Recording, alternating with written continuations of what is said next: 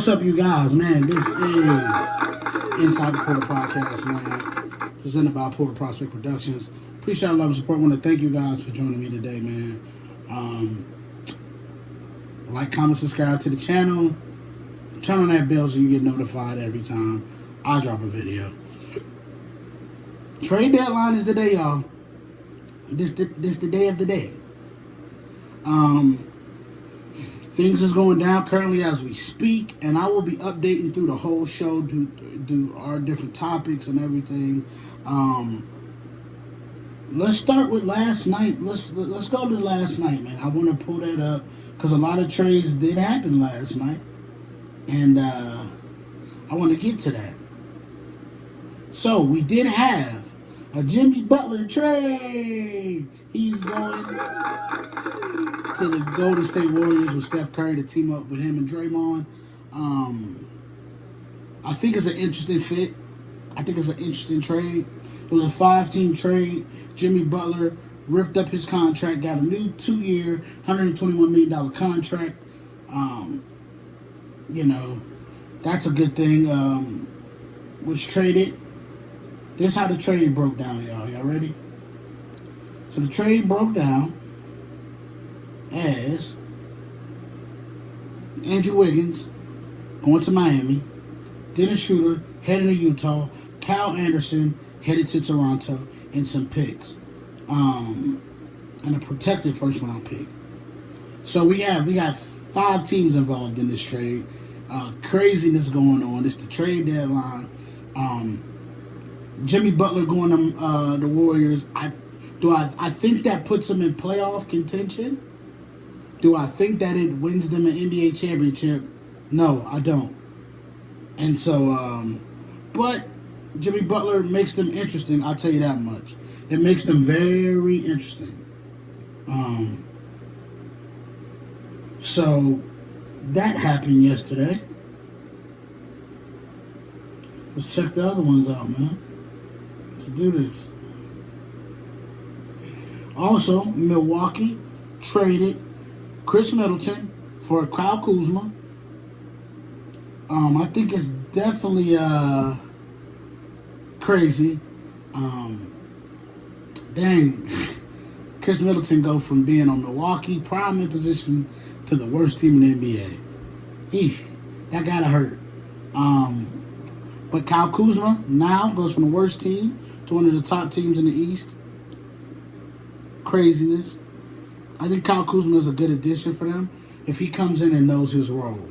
You are the 3. You're the 3rd guy. You may even be the 4 if Bobby Portis, on some nights. So you got to realize your role, play your role, do your job, help the team out, win a championship. Simple, simple, simple. Kyle Kuzma has been in this situation before. So I think that's very interesting.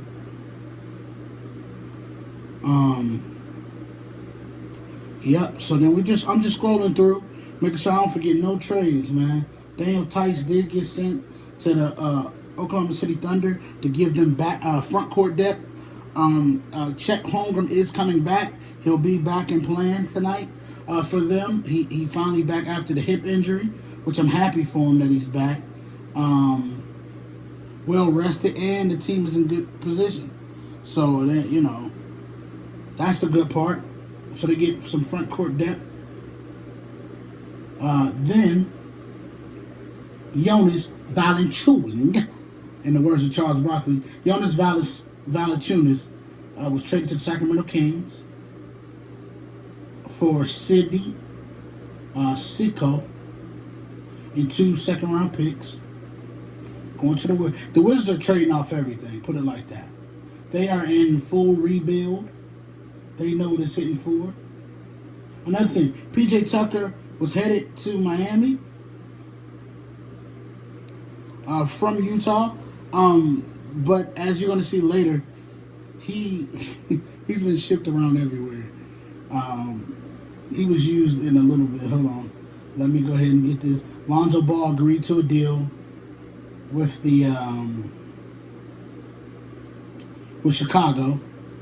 Another 2-year extension, so that's the good part. Get him back. Let's see. Well, the Knicks are trading Jericho Sims to the Bucks. It's a part of the Kyle Kuzma and Chris Middleton deal.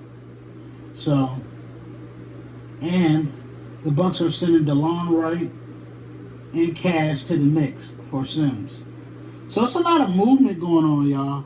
I don't know if y'all noticing, but it's a lot of movement going on in the NBA right now. Brandon Ingram was traded to the Toronto Raptors for Bruce Brown, Kelly Olynyk, and a first-round pick and a second-rounder. Craziness, man. So Brandon Ingram now is in with the Raptors. I think that's a good spot for him, man. He can blossom there. Him and Scotty Barnes. They got a young core there, so they can continue to work. And then the Lakers pulled off a move last night.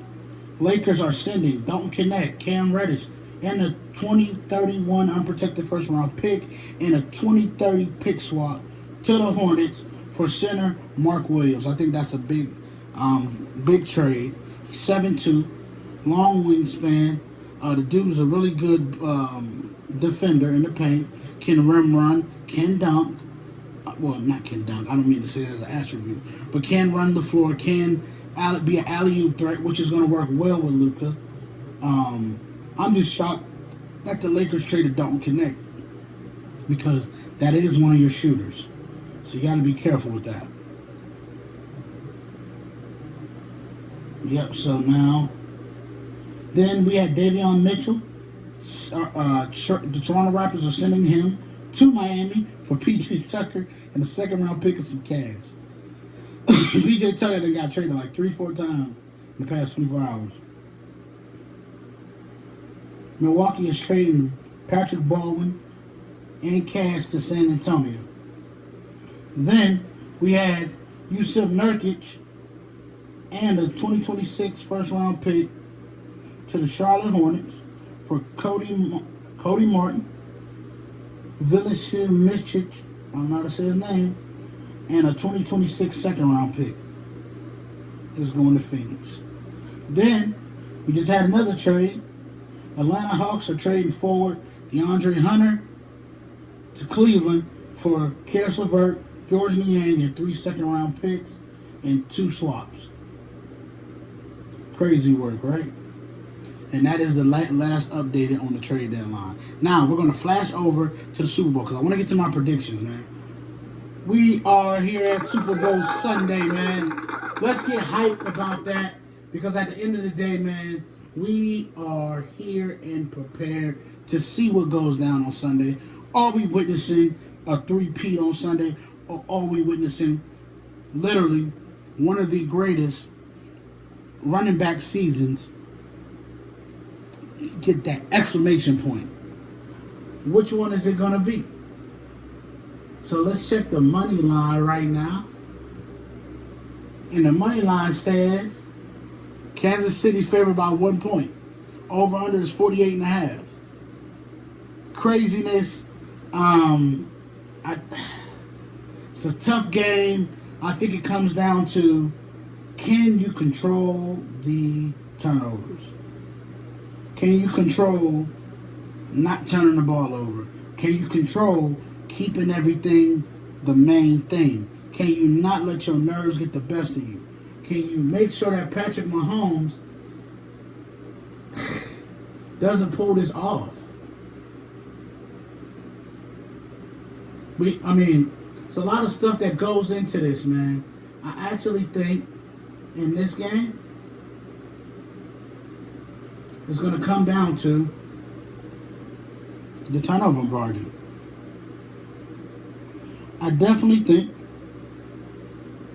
that if you can keep Patrick Mahomes on the sideline and ball control and play efficient in the pass game and explosive in the run game, the Eagles can win this game. The problem is, it's Patrick Mahomes. And it just seems like whatever's required to win, He's going to do it.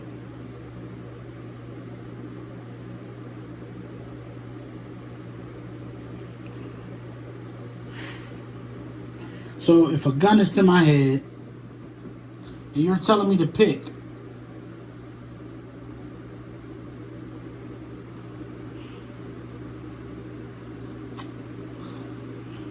I can't pick against Patrick Mahomes, man.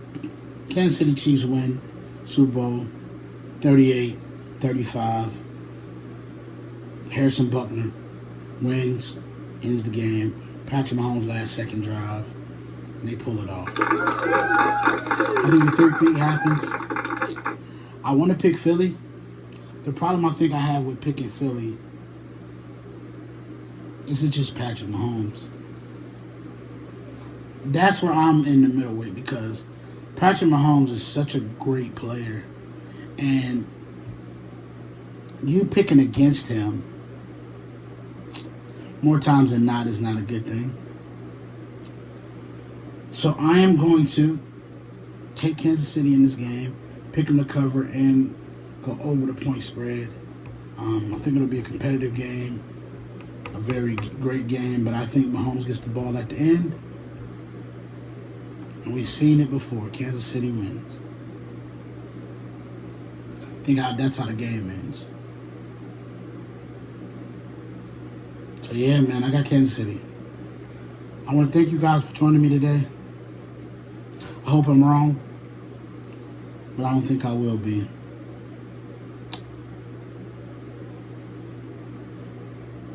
Thank you for joining, man. This is Inside the Portal Podcast, presented by Portal Prospect Productions, and I will see you guys next time. Until then, peace.